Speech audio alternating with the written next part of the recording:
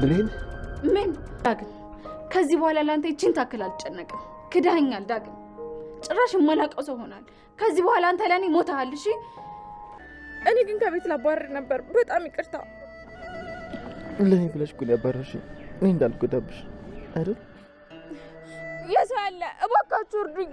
ሳሚ ምንም አትሆንም። እሺ ብሌን እባክሽ አታልቅሽ። እኔ እንደዚህ ሆነሽ ማየት አልፈልግም። በእኔ ምክንያት ነው እንደዚህ ሆንኩ። በጣም ይቅርታ። እባክህ ተቀበረ። ምን አይነት ወንድም ነህ አንተ? ምን አይነት አውሬ ነህ? እኔ ያንተ እህት በመሆኔ በጣም ነው ማፍረው። ይኸውልህ በኃይሉ ሁለተኛ እህት አለኝ ብለህ እንዳትመጣ፣ መቃብሬ ላይ እንዳትደርስ። ሰማኸኝ? ትሰማኛለህ በኃይሉ? ከዚህ በኋላ አንተ ለኔ ሞተሃል። ወንድም የሚባል ነገር የለኝም። ሞተሃል አንተ ለኔ። እሺ እጅግ የሚያሳዝንና እጅግ ልብ የሚሰብር ነገር ተፈጠረ። ሰላም የተከበራችሁና የተወደዳችሁ ውድ ቤተሰቦቼ ሰላማችሁ ይብዛልኝ። ቃል አሁንም ሸውጄ አሁንም ባዞን በይበቂ ምላስ ያሸዋውጄ እገባለሁ መለሳለሁ ያለችው ነገር እቅዷ ገደል ገባ። እንደውም የበለጠ ክፋትና ማንነቷ ተጋለጠ። ለብሌን የተደገሰው የሞት ድግስ ሳሚ ሻተ ጎነጨው። ለፍቅር እንደዚህ መስዋዕትነት የሚሆነው ሳሚ እንደፎከረው እኔ ያለው አንቺን የሚነካሽ የለም፣ እኔ ያለው አንቺን ጫፍሽ የሚደርስብሽ ሰው የለም በማለት ለሷ ሲል ተወጋ። ለሷ ሲል እጅግ የሚያስፈራውን የሞትን ጽዋ ተጎነጨ። ብሌን በጸጸት ተገረፈች። ለዚህ ሁሉ ተጠያቂ ዳግም ነው። ምን አለ እንደደወልኩልህ ስልኬን ብታነሳ። አንተ አሁን የኔ አፍቃሪ ነህ።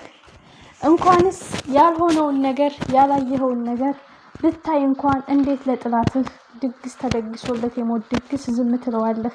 ምን ፈልጌ እንደደወልኩስ በምን ታውቃለህ? እንዴት እንዲህ ታረጋ?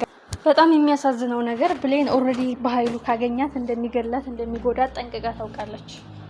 ግን ብሌን በቃ የሆነ ደስ ያሰኘች ነገር ማለት ነው በቃ አልፈራህም ብላ ምራቋን ስተፋበት ዋው በቃ ከሞትኩም ልሞት። ኦልሬዲ አንተ ለእህትህ ያልተመለስክ ለእህትህ ያራራህ ለኔ አትመለስም።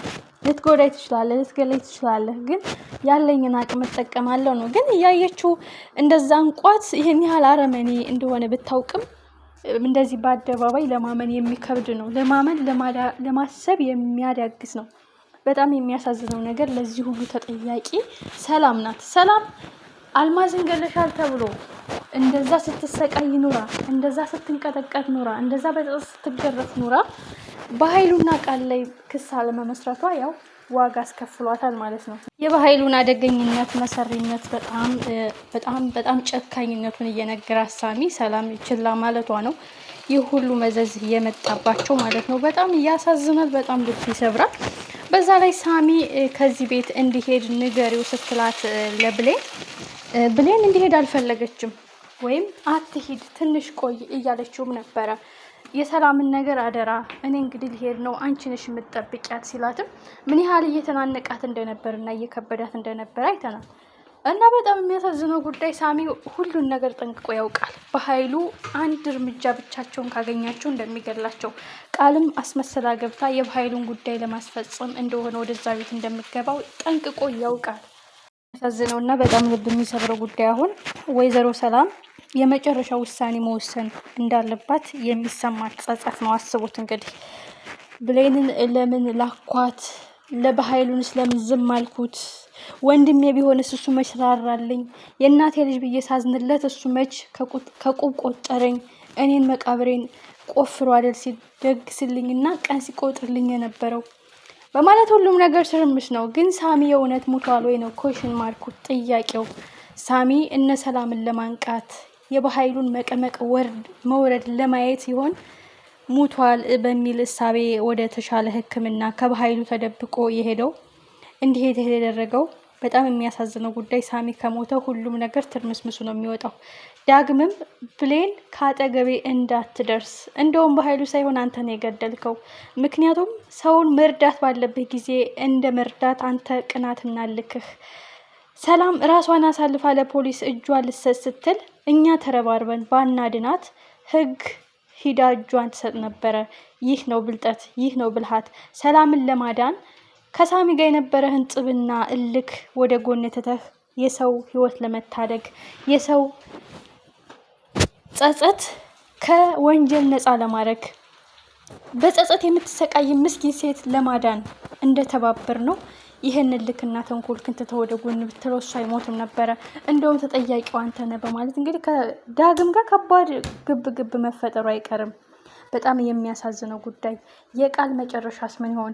ሄለን እስካሁን በኋላ ዝምታዋን እስከ መቼ እንትን ትላለች? ቃልን እንደዛ ሸንኮፍ ለከፍ አድርጋ ትታታለች። የሚገባትን ቅጣት ሰጥቷ ግን መታ ለሰላም መናገር አለባት። የሰው ልጅ ወይ መሞት ወይ መዳን ነው ህይወቱ። ስለዚህ ከብሌን ህይወት አይበልጥም። እንዴትም ብዬ የሰላምን እገዛ አግኝቼ እናቴን መከላከል እናቴን መጠበቅ አያቅተኝም በማለት ለሰላም እውነቱን ልነግራት ትችላለች። ከዚህ ቤት እያለው ሁሉንም ሚስጥር ሳውቅ ነው እኔን አሽቀንጥረው ጥለው እናቴን አግተው ሲያሰቃዩኝ የነበሩት። ከዚህ በላይ ግን መታገዝ፣ ከዚህ በላይ መሰቃየት፣ በጸጸት መጎዳት አልፈልግም። ለእናቴ ብዬ ዝምታ በመርጥም ግን ጸጸት እየጎዳኝ ነው። እውነታው ይሄ ነው። ያንቺ ልጅ ብሌን ናት። ለዛ ነው በኃይሉ ሊገላት የነበረው። ለዛ ነው በኃይሉ ቀን ጧት ማታ የሚያሰቃዩት። ቃልም ጠንቅቃ ታውቃለች በማለት ሁሉም ተረባርበው በኃይሉና ቃልን መቀመቅ ካላወረዷቸው ወንጀላቸው የረቀቀና የከፋ ነው የሚሆነው። እነሱ ማን ናቸው? ስንት ወንጀል ሰርተው እስካሁን ያልተከሰሱት ሰላም ክስ አለመመስረቷ ነው። ስለዚህ ካሁን በኋላ ሳሚ ባይደርስላት እኮ ብሌን እንገድሏት ነበረ። ነገሩ እንኳን ለብሌን ለኔም አልተመለሰም። በመቀጠል ደግሞ ሳሚ ከሞተ ኦልሬዲ ሳሚ ያለኝ ነገር ልክ ነው በማለት ወይዘሮ ሰላም እንግዲህ ነገሮችን ላይ ትኩረት አድርጋ በድጋሜ ነገሮችን በጥንቃቄ ምርመራ ዲኤንኤን ምርመራ በድብቅ አድርጋ ልጇ ብሌን እንደሆነች አረጋግጣ በድብቅ ለማንም ሳትናገር ከዶክተሯ ጋር ተመሳጥራ ቃልን እጅ ከፍንጅ የሰው ህይወት በመቀማት በማጭበርበር የሰው ንብረት በመዝረፍ በብዙ ክሶች መቀመቅ የምታወርድበት በር መከፈት አለበት የሚል ግምት አለኝ። ዳግም ብሌንን በገዛ እጁ ከልቧ ፍቃ እንድታወጣው ነው የሚያረጋት። ምክንያቱም አንድ ሰው አጋሬ ወይም የኔ ሚስት የኔ ፍቅሬ ብሎ እስካለ ድረስ በፍቅር መሀል ጸብ እንዳለ እያወቀ ይህ ቅናቱና ይህ ንዴቱ የሚያዛልቀን ጉዳይ አይደለም። ለሰው ካላሰበ ለሰው ካልተጨነቀ ተንኮልና ልኩን ወደ ጎን ትቶ ለሰው እርዳታ ካልሰጠ ምን ይሰራልኛል በማለት እንደውም አንተን የሳሚ ገዳይ እርዳታ ፈልጌ ስደውል በንዴት ስልክ የዘጋ ከዚህ በላይ ምን አይነት ገዳይ አለ? ግዴታ በጩቤ ስለወጋው በኃይሉ አይደለም። መረዳት ባለበት ጊዜ እስካልረዳ ነው ድረስ ከገዳይነት አንሼ አላይህም በማለት ከዳግም ጋርም ከባድ ጸብ ይፈጠራል። ቃልም እንግዲህ ዘወር ሳትል እዛው ፊት ለፊት ወንጀሏ ተጋልጧል። እሱ ብሌን እርዳታ ፈልጋ በደወለችበት አጋጣሚ አይታ እንዳላየች ሰምታ እንዳልሰማች ዝም ማለቷ ሳሚ ስላጋለጠሽ ሳሚ እውነታውን ስላፈነዳ ሚስጥሩን አሳልፎ ስለተናገረ ኦልሬዲ አንቺም የበኃይሉ ተባባሪ ነሽ፣ ሳሚ እንዲሞት ትፈልጊያለሽ። ይህ ማለት ነገዛ ቤት ብትገቢም የኔም የብሌንም ገዳይ ነሽ። ስለዚህ ከህይወቴ ውጭ ትክክለኛ እናትሽ ሀረግ ናት አይደለም ልጄ ናት ብላ የመጣችው ወደ እናትሽ ሂጂ በማለት ወይ ለህግ አሳልፋ መስጠት አለባት የሚል ግምት አለኝ። ካሁን በኋላ ሰላም ይህ ዝም ማለቷ ዋጋ አስከፍሏቸዋል። ሳሚን አሳጥቷቸዋል። የእውነት ሳሚ ሞቶ ከሆነ በጣም ያሳዝናል። በዛ ላይ ወይዘሮ ሰላም ከዚህ ሂድ በዩ